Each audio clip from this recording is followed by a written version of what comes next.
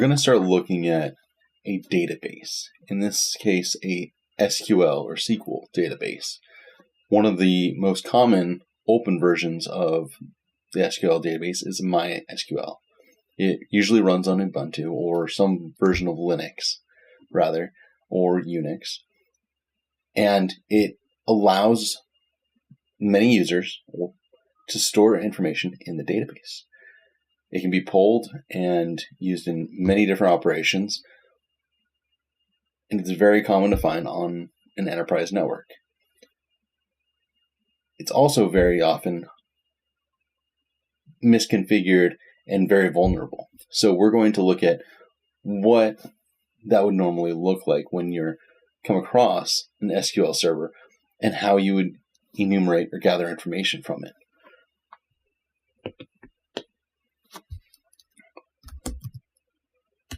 So in our console, we'll look at our IP address.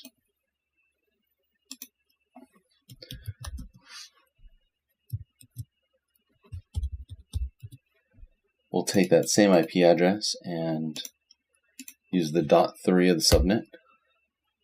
And we see that we've got 3306, which usually ties to the MySQL service.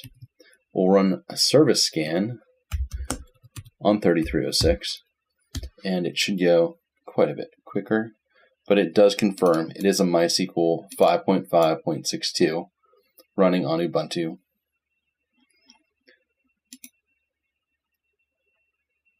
Now we can try a few different things. The first being, we'll run a MySQL command using the TAC-H for the host, our IP address, and then TAC-U for the username, and we'll go with root. Since it's running on Ubuntu, root tends to be the default admin. We'll see if we're able to log in.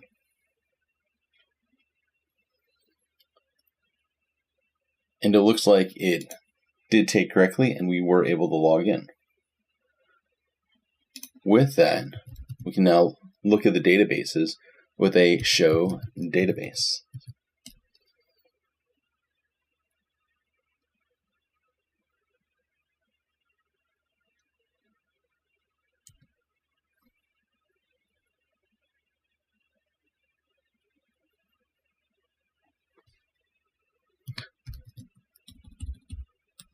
Requires a semicolon at the end. Otherwise, it just gives you a new line.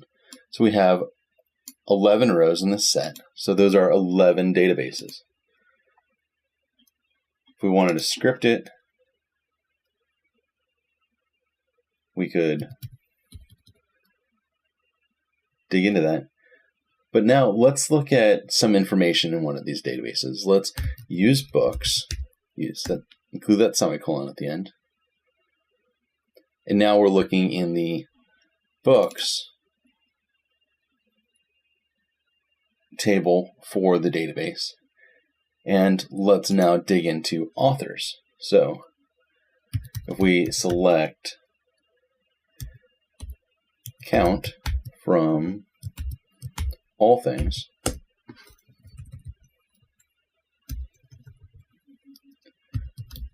from authors, it should give us a count of all the options. So there's 10 in there. If you're curious what that looks like, we just wanted to see everything from the database. Select star for wildcard from authors. And now inside of the books database, there's authors, and there's all this information that goes with those authors. These are all just different tables in the database. What they're used for may or may not matter. In this case, it looks like it is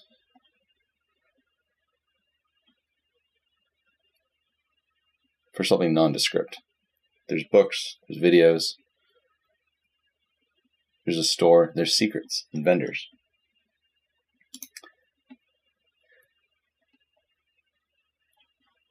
But mostly, we're trying to enumerate this thing. So, generally, you log in with the MySQL. You use a database, and then you can select items from that database.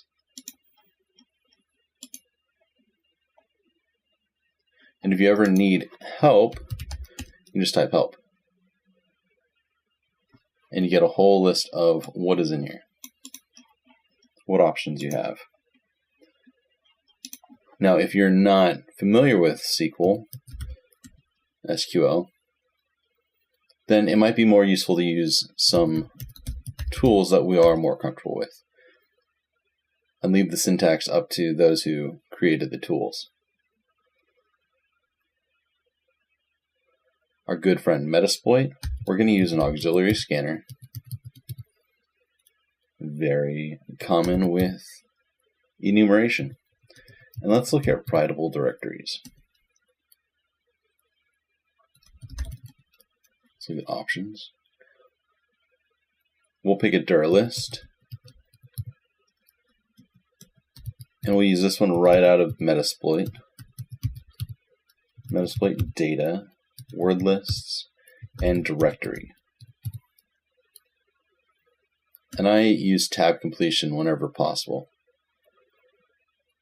It prevents typos, especially if you hit tab and it goes all the way to the end, then you know you're good. We'll set G our hosts because we're going to keep using this one, and set G sets it as a global variable for this whole Metasploit session. We'll set verbose to false because it's going to tell us a lot of information, and this will just make life a little easier for us. If you're curious where verbose is, since it's not showing up here, it's in the advanced options. And verbose gives you detailed status messages. This is going to run a brute force of all the directories, testing things to see if they're writable. And if we have verbosity on, verbose, then we're going to get flooded with messages. Let's set a password to a null password.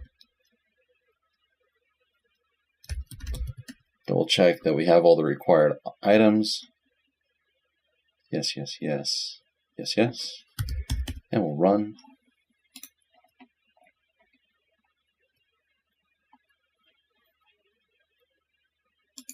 It gave us quite a list.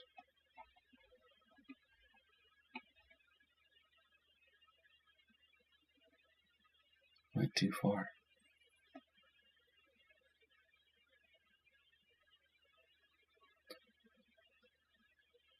For a lot of your enumeration, if you are able to output to a file and then look at that file, that can be quite useful.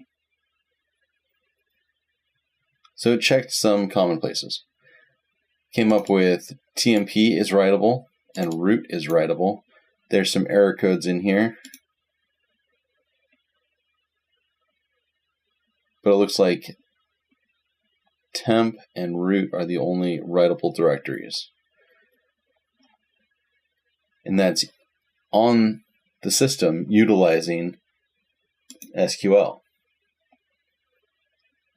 So it's kind of crazy that we get access to things that aren't necessarily about the database through the database.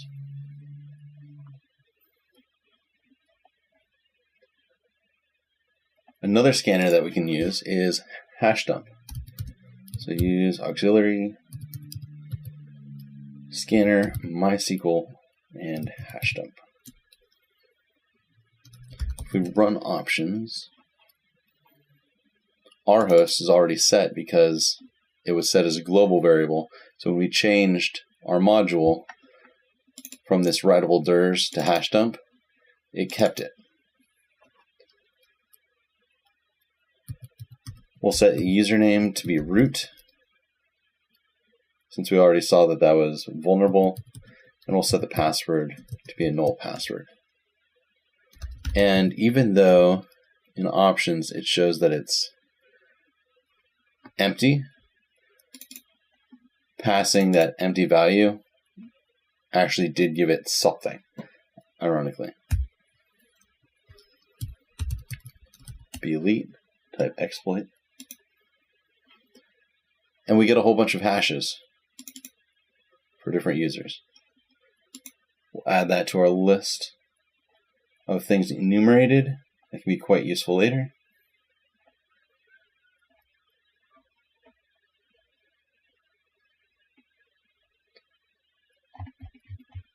And now we'll leave Metasploit and jump back into MySQL.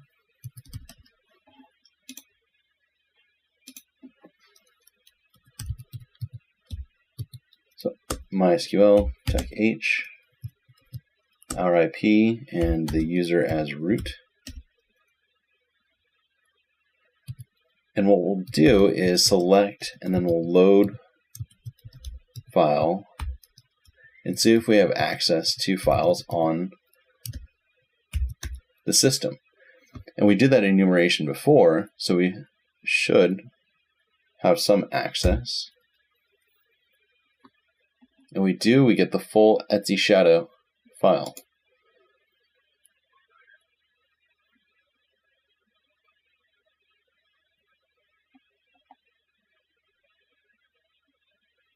Not on the prettiest output, but we can see what users and services are currently existing on the system.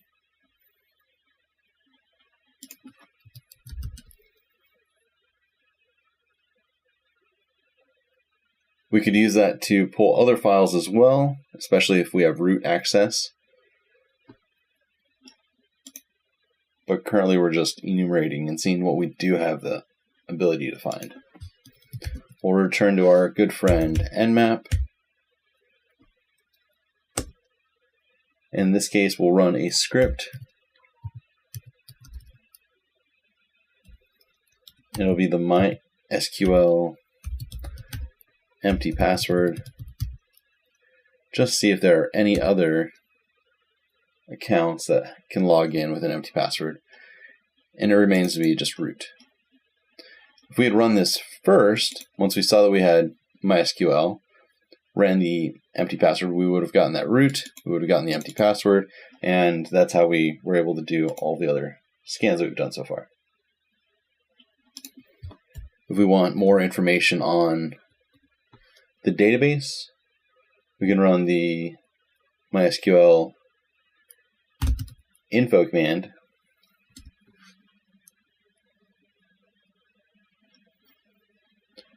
And this again gets us our version number. We can see that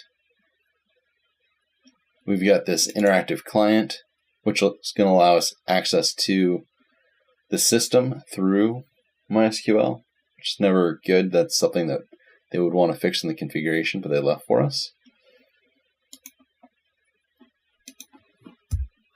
Another thing we can look at is users. And for this, we need to pass some arguments.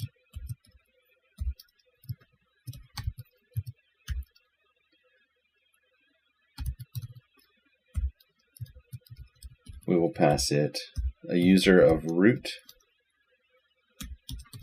and the password of null.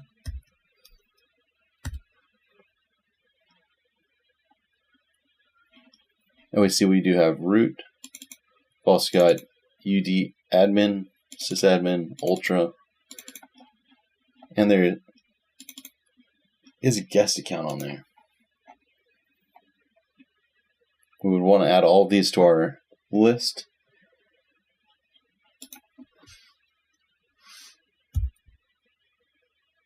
Another great command, if you didn't want to try logging in or weren't sure if you could log in, the databases with that same root and null password.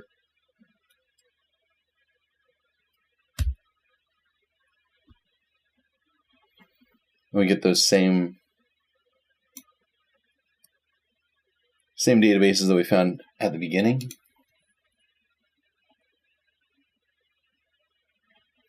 For more access,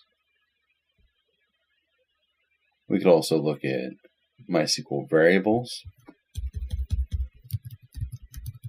Since it's a database, knowing how to interact with it can be quite useful.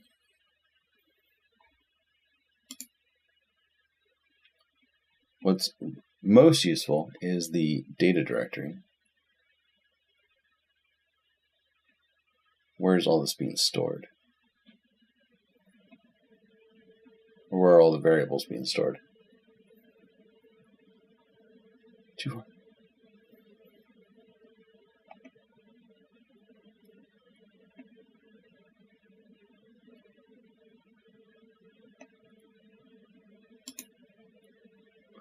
This data directory of var lib MySQL that has its potential uses.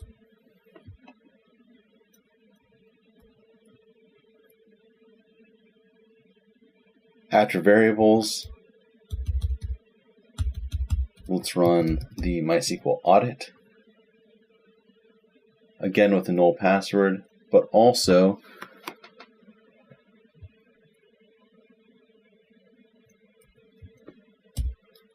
with an audit file name.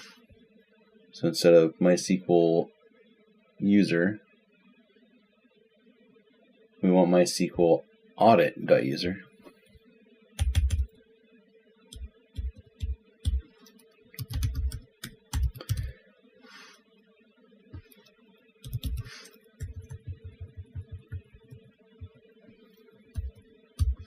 A lot of these scripts, you have to go into the script on your file to see what they want for arguments.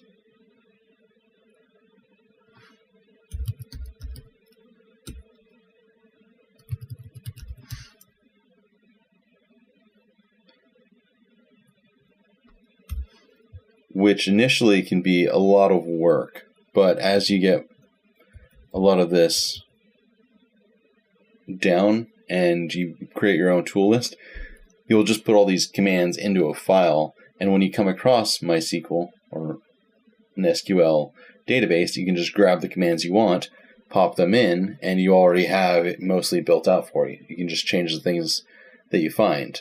For example, maybe it's not root, maybe it's another user, so you run that initial nmap scan for any empty passwords, and then you can use that to do the rest of your enumeration. So all the rest of these scripts, you would just change that little part.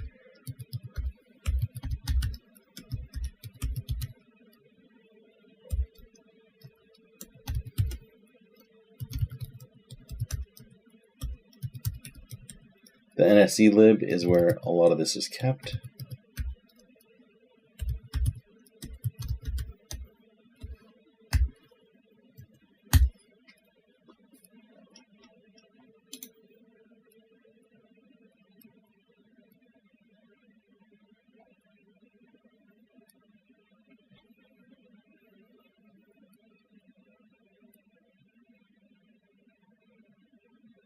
This one is quite a script, so double check that I wrote it right. MySQL audit. No tab completion here. There it is.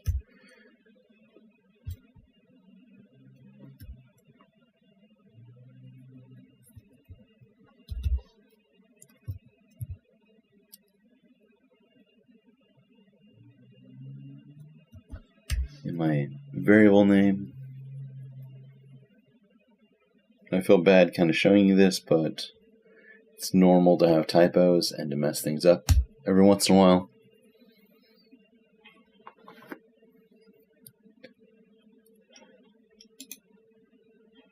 And we can go through this whole audit.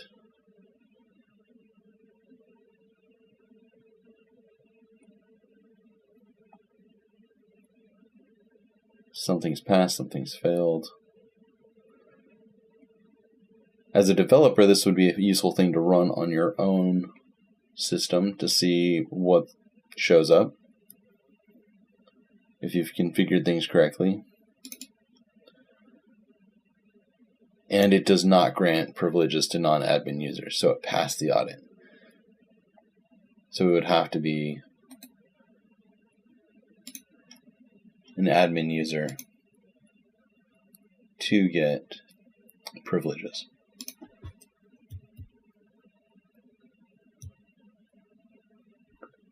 I'll reuse this variables, script from earlier, replace variables with dump hashes. We used the Metasploit to dump hashes earlier.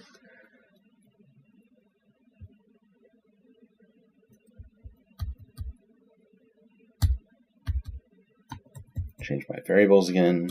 Username is root.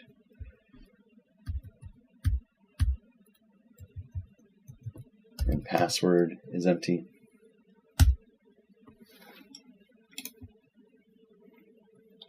And we get the hashes for all of those. We can also use Nmap to run a query. When we logged into the database earlier, what we did is we ran a query. So this query is going to be, what do we actually want to ask it?